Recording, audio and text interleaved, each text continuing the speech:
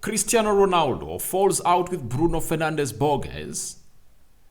Oh my god. Several reports coming in from the United camp indicate that United players don't want to see Ronaldo play for United again. All wear that shirt that has a badge of United. Then Victor Osimhen on the ladder to replace Cristiano Ronaldo. Welcome to United Matters channel. How are you guys? And where are you watching us from? Rock and David is my name. And how are you guys? And I know you are really being thirst of this story of Ronaldo, Bruno Fernandes and Osimhen all in one, but I'm here to let you know that I'm here to bring you everything that you guys deserve. We are left with 60 subscribers to hit 9,000 subscribers for this channel. So 60 people subscribe to this channel and let's hit 9,000. By the end of today, I want us to have hit 9,000 subscribers such that in the remaining part of the year, we are going to chase for 10,000 subscribers. Not so, because you guys are the ones that really make it. So Rock and David is my name,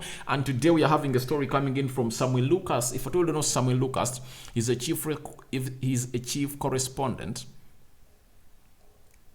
for Manchester United at the Manchester Evening News. Very close to the board, being briefed by the club, and when you hear something coming in from his side, it's not wrong. It's coming in from the club because he's being fed in by the sources coming in from the club or the media team of Manchester United. So today, Samuel Lucas had the following to let us know about Cristiano Ronaldo. He first told us that dressing room sources have said most of Ronaldo's teammates feel the Portuguese should now leave the club before the closure of the January transfer window. And I think this is the call for us all. And let me tell you this, however much people don't want to come and put it out loud, Ronaldo is now on the bad side of history in Manchester United. You see, what Roy Keane did, he's not being fronted a lot at Manchester United. You know that very well. Even when they are going to play the games of the ex-players of United. I think Roy Keane just returned this year from 2005, I think, when he really quit United and we retired football in the next 3 years or two. He has never featured into the United history, you see. So I believe Ronaldo has ended the journey the wrong way, and obviously the players feel that he is the reason as to why they are not performing well. And this is evident. Isn't it evident, guys? Every time we are playing with Ronaldo, you see how we play. We don't play very well, but every time we play without Cristiano Ronaldo, we are really that ish team that everyone admires to go on and watch. And the fighting spirit is out of this world. So I believe if we the fans can see it, that means it has been cooking inside there to an extent that pop-ups have been gotten or developing into what we call the players of United over Cristiano Ronaldo. And obviously, you'll understand that however much is the GOAT of the game, I don't believe that he's really that kind of player that we should come in here and really hail, because his return benefited him alone. People say that he scored very many goals. Yeah, he scored them, 18 goals and 25 seasons, but did they benefit the team? They didn't. They didn't. To me, even if we never qualified for the UEFA Europa League, it would have been okay because a rebuild was wanted and called for. I see no reason for us to celebrate about going into the UEFA Europa League. People used to celebrate about it, saying that it's going to be hard for Erik Ten Hag to clinch the 4th spot to go into the Champions League. So what Ten Hag should do is to go on and really win the UEFA Europa League. And it's now vice versa. In the UEFA Europa League, we've been drawn into the playoff with Barcelona. And see what is happening now at Manchester United. We are just 3 points behind the 4th place team. This is Tottenham Hotspur. And they've played one more game more than us. If we win that game, we are going to be level with Spurs. So, and Spurs has some teams it hasn't played. Spurs has not played, I think they played Liverpool, Manchester United, Arsenal, and they left with one game this season, the big one, against Man City. And you never know what's going to come from that result. But obviously, this season, I believe Man City is going to go on and really beat them. They are really having a very high chance to go on and really defeat a team which goes by the names of Spurs. So, United might find itself into a very comfortable position by the start of the year. Reason being, we're going to be having two fixtures, one against Nottingham Forest, and that's going to be played on the 27th. It's going to be played on the 27th of December, and I'm talking about Premier League because someone will tell me that, Rokani, but we have to play Burnley. That is in the Carabao Cup. I'm talking about the Premier League. After that, on that first December, we are going to play Wolverhampton Wanderers and then Bournemouth.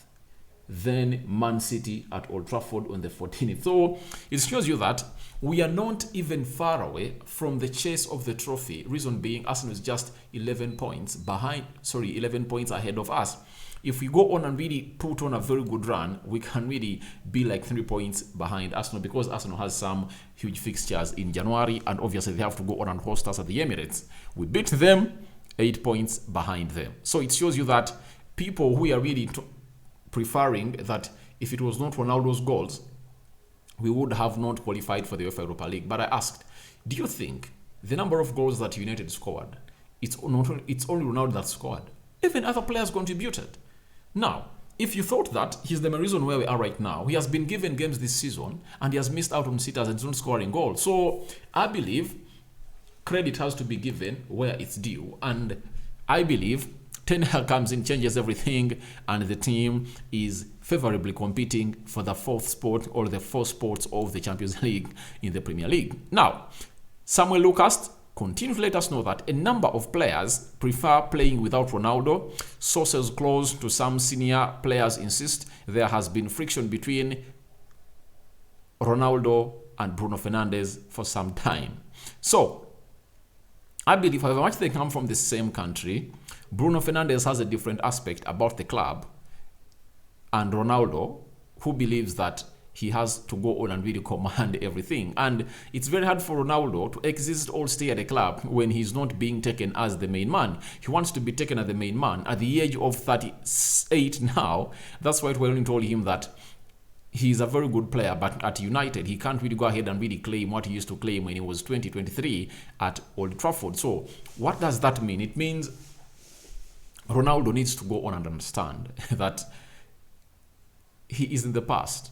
Bruno is the present, and that's why you saw to it that Bruno, when he arrived at the Portuguese national team, in the dressing room, he first shunned the handshake of Ronaldo, and then afterwards shook his hand while not even looking at him. Even in training, they are not seeing eye to eye. But we thought that it was because of the recent interview that Ronaldo did, but Samuel Lucas has gotten sources coming in from the club telling him that there has been friction between Ronaldo and Bruno Fernandes for some time at Manchester United, meaning that it's not only for today, it has been here and it has always been there. So it looks like Ronaldo has caused more harm than good to this club. Though people won't really go on and really admit, however much the Glazers are bad, you get? But Ronaldo, not in good books of history, not in good books with his fellow players. So Bruno and Fernandes have really broken apart. And Samuel Lucas has told us that the majority of United players believe Cristiano Ronaldo should never play for the club again. Obviously, Ronaldo is really a kind of a player who has even gone ahead to confirm to it that he's not in good books with Bruno Fernandes. On the Piers Morgan episode that has been produced today, he has come out and confirmed to us that he talked of 3 players, Casemiro, Dalot, and Lisandro Martinez. And obviously, him and Bruno have been mates, but I think they broke out badly because of how Ronaldo was really acting. And Bruno really knows that Ronaldo is not an easy person, and he has come out and really showed him, please, I hate you. And I like people like Bruno. If you hate someone, show him that you hate him. And I don't know how the manager of Portugal is going to go on with it, playing with Bruno and Ronaldo, having disagreements with the field of playing the World Cup. But let's wait and see what's going to happen in Portugal this time around, because tomorrow they are playing a friendly and Ronaldo is out because he's really having a problem with his stomach issues. But obviously, I believe it's the end of Ronaldo at Manchester United. Now, as it's the end of Ronaldo at Manchester United, we've been told by a reporter known as Disco Mira that Victor Osimhen is a potential replacement for Cristiano Ronaldo. That's what we've been told by Disco Mirror. And who is Disco Mirror? Disco Mirror is known as David McDonald. He is a United football correspondent for the Daily Mail and Mirror Football. So he has told us that Victor Osimhen is a potential option for Manchester United. Napoli are expecting numerous offers for him in January. He could be worth £60 million. To me, I believe with what Napoli is chasing, one thing they won't go out and accept is to let Victor Osimhen leave their club in January. In the summer, I might agree that he can leave Napoli, but right now, there is no way he's going to leave Napoli. Do you know why? Napoli are topping the Italian Serie A with some good points. Secondly, Napoli has gone ahead to qualify for the Champions League, and they are really going to play a very weak side. Let me even know which side they're really going to play. Let me see Champions League fixtures. Champions League fixtures, Napoli, round of 32. All right. They've been drawn with Frankfurt, and I believe they are going to knock Frankfurt out. Not so? So, when you look at Victor Osimhen, the calculation, he might go in history to be the first player after Diego Maradona for Napoli to go in and really win the league. He's going to go down the books of history. They are playing very well. He's scoring in goals, and obviously he is one of the fundamental players that really lead the line. When you look at Osimhen, he's a type of striker that Erik ten Hag would like because he busts into space a lot. He's strong. His physicality is great. He leads the front press, and obviously he is an inclusive player. His link-up play is great, and obviously he has a very good shot on him, and he's clinical. If at all you create him chances, and he does not betray you every time you get him that ball. So I believe Osimhen would be one of the replacements of Ronaldo, but not in January. Not in January. In January, to me, it's hard. And United, to pull it off, they might go on and really put in the amount of money that is undeniable on the table. For Victor Osimhen, he might be tempted by United because he knows that chances like this knock once at every man's door. Him being an African player, and we had rumors that he's one of those players that supports United. Victor Osimhen. I'm African.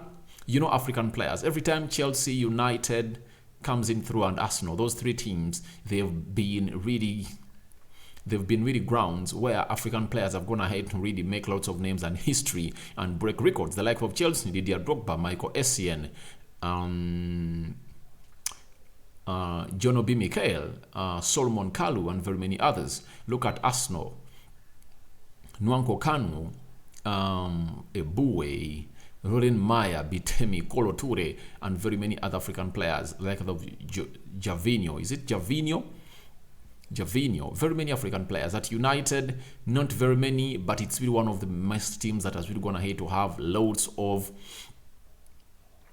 history broken in this era, and I believe these players like Victor Osimhen won't deny an opportunity to come in and play for Manchester United. So let's wait and see where this story is going to go, but I don't believe that Osimhen is going to come in at Manchester United, and obviously I believe he is really going to come. If he's to come, it's going to be this summer. If you talk about possible players to come to Manchester United as centre forwards in January, one, João Felix. I believe if we can break the bank, raise close to £85 million, we can bring in João Felix. The other one that we can go in for in January is Ivan Toney. I believe at £40 million we can get him. The other centre forward we can go for Jonathan David, £60 million, 60 million euros, or £50 million we can get him. There is Brian Brobby at Ajax. Erik ten Hag is an admirer for him. He can go on and really sign him. Memphis Depay, put your eyes onto Memphis Depay. Reason being, they are going to terminate his contract. That is Barcelona in January, and Erik ten Hag might go in for him to come on and really lead the line for Manchester United. So I think those are the possible players that we can go on and sign in the January transfer window. But let's wait and see what's going to happen as far as this is concerned. And maybe Cody Gakpo, who can come on, lead the line and play off the left attacking side of the midfield. But I believe his chances of coming to United have gone ahead to reduce or to shrink after the form that Alejandro Garnacho has really kindled at Manchester United. Rokan David is my name. Thank you for watching in. I hand you over to the Almighty Lord.